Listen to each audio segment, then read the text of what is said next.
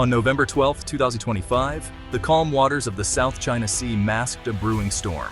Beneath the surface, tensions simmered, hinting at the complex web of interests and rivalries that define this region. The early morning sun glinted off the waves, giving no hint of the confrontation about to unfold. A Philippine Coast Guard vessel, the BRP Teresa Magbanua, approached 2nd Thomas Shoal for what was meant to be a routine resupply mission, only to be confronted by Chinese Coast Guard ships, their sirens blaring and lights flashing. The air was thick with tension as crews braced for the next move, each side unwilling to back down. This standoff was familiar, a scene replayed many times before, but this time, something had changed. The atmosphere was charged with a new sense of urgency and resolve. In Dili, East Timor's capital, a statement of solidarity was being drafted, linking Asia's youngest nation with the Philippines in a shared stand for maritime rights. The words carried weight, signaling a new chapter in regional diplomacy. This partnership marks a shift. Smaller nations, once overshadowed by great powers, are now uniting for a rules-based order. Their voices, once faint, are growing stronger as they find common cause. The Philippines, under assertive new leadership, refuses to be silent. The government's stance is clear. Sovereignty and maritime rights are not negotiable, and the world is watching. East Timor, shaped by its own fight for independence, knows the value of sovereignty and international law. Its people remember the cost of freedom, and their leaders are determined to uphold those hard-won principles. Together, they form an alliance not of military might, but of moral and diplomatic strength. Their unity sends a message that even the smallest nations can stand tall when guided by principle.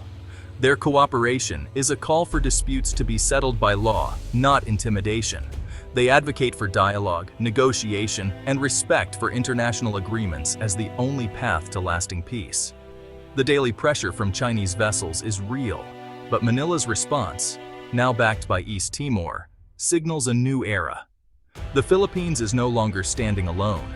It has found a steadfast partner in its quest for justice. This is not just about territory, it's about the principles that govern international relations. The outcome here could set a precedent for how nations resolve disputes far beyond these waters.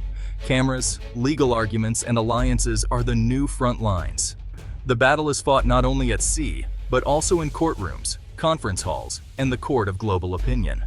East Timor's support reinforces the Philippines' right to defend its exclusive economic zone and echoes its own struggle for self-determination. Their partnership is a testament to the enduring power of solidarity among nations. This coalition is a reminder. The world order is built on shared principles, not just power. As more nations rally to this cause, the hope for a fair and peaceful resolution grows stronger, shaping the dawn of a new maritime front. In late 2024, East Timor became ASEAN's 11th member, a milestone for both the nation and the region. Its hard-won independence gives it a unique voice, one rooted in sovereignty, law, and human rights. East Timor's entry recalibrates ASEAN, adding a principled advocate for a rules-based order. Having resolved its own maritime boundaries through UNCLOS, East Timor naturally aligns with the Philippines' legal approach. Its presence makes it harder for ASEAN to ignore or dilute responses to South China Sea provocations. Leaders like Jose Ramos Horta bring moral authority, strengthening calls for peaceful dispute resolution. East Timor's history of struggle for self-determination creates a bond with the Philippines, transcending mere economic or security interests. This partnership is built on mutual respect and a shared belief in the rights of all nations. Under President Marcos Jr., the Philippines has shifted from accommodating China to a policy of assertive transparency. Instead of hiding Chinese coercion, Manila now documents and publicizes every incident. High-quality photos and videos expose China's gray zone tactics to the world. Military modernization and renewed alliances, especially with the US, are underway. Joint patrols and expanded defense agreements send a clear message. Manila is not alone. Diplomacy is as important as hardware. Coalitions with Japan, Australia, Europe, and Southeast Asian neighbors are growing. The partnership with East Timor exemplifies this strategy. The new approach raises the cost of Chinese aggression and asserts Philippine sovereignty. This bold chapter is redefining the Philippines' regional role. China's gray zone tactics in the South China Sea are meticulously crafted to intimidate neighboring countries without sparking open conflict. These tactics are a strategic blend of military and non-military measures, creating a constant state of tension. Water cannon attacks, perilous maneuvers, and swarming by maritime militia have become routine occurrences. These actions are designed to assert dominance and control over the contested waters, making it increasingly difficult for other nations to operate freely. Hundreds of Chinese vessels have anchored within the Philippines' exclusive economic zone, effectively blocking access for Filipino fishermen. This blockade not only disrupts livelihoods, but also challenges the sovereignty of the Philippines over its own waters. These aggressive actions, backed by assertive legal claims, aim to exhaust and isolate the Philippines, making it difficult for them to assert their rights in the region. China's 10-dash line has no basis in international law, yet Beijing consistently rejects legal rulings and blames Manila for provocations. This defiance of international norms poses a significant challenge to global maritime order. The psychological toll on the Filipino fishermen is immense. Constant threats, economic losses, and the ever-present risk of escalation weigh heavily on their minds. Manila's transparency strategy is a direct response to these challenges, exposing the reality of the situation and not allowing China to control the narrative. By sharing evidence and engaging the international community, they aim to garner support. The struggle is not just at sea, but over the truth. Media plays a crucial role in highlighting the ongoing disputes and ensuring that the world remains informed. International law is being systematically challenged, and the Philippines is fighting back with facts and legal arguments. They are determined to uphold their rights and seek justice through international tribunals. The Philippines has ingeniously weaponized transparency, meticulously documenting every maritime encounter and promptly sharing it with the global community. Journalists are now integral to Coast Guard patrols, capturing and broadcasting confrontations with Chinese vessels to the world. Dramatic footage of water cannon attacks and perilous maneuvers is released within hours, making any denial by China impossible.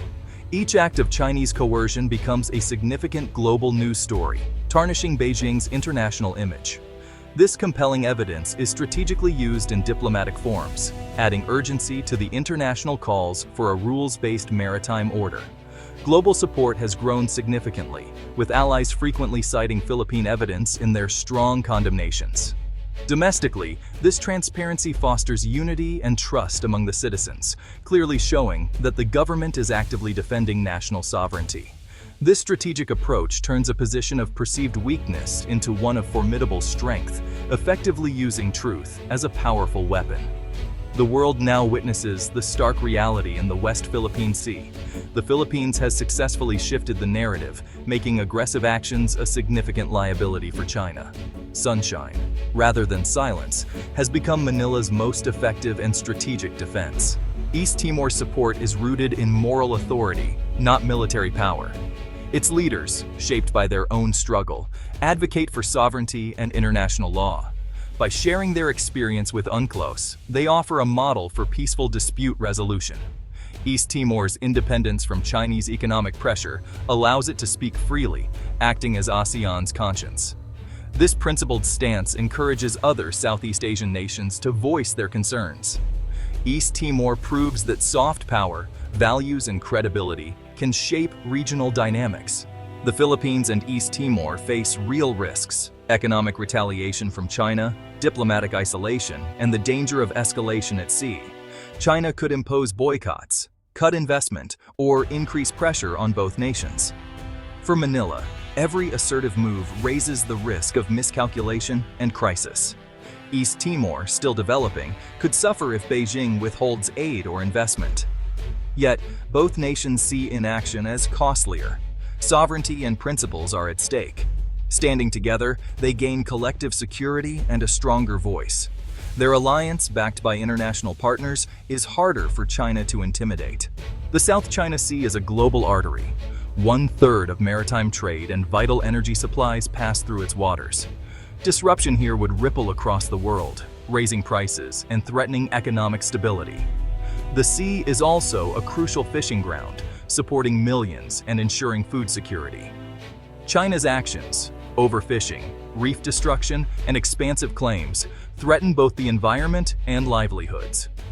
Beneath the waves lie valuable oil and gas reserves, intensifying competition. Overlapping claims create flashpoints for conflict, making the region a test case for international law. If might prevails over rules here, it sets a dangerous precedent globally. That's why nations far beyond Asia have a stake in upholding order in these waters. The Philippines East Timor alliance signals a hopeful trend, smaller nations uniting to defend international law. This is not about military containment, but about upholding the UN Charter and UNSALOS. Their partnership, built on transparency and principle, is a model for others. The next step: coordinated diplomacy, joint ASEAN initiatives, and building regional capacity. In a world of great power rivalry, coalitions of values matter more than ever. The alliance shows that principled solidarity can counterbalance power. The future of the South China Sea and the global order will be shaped by the courage of nations like the Philippines and East Timor.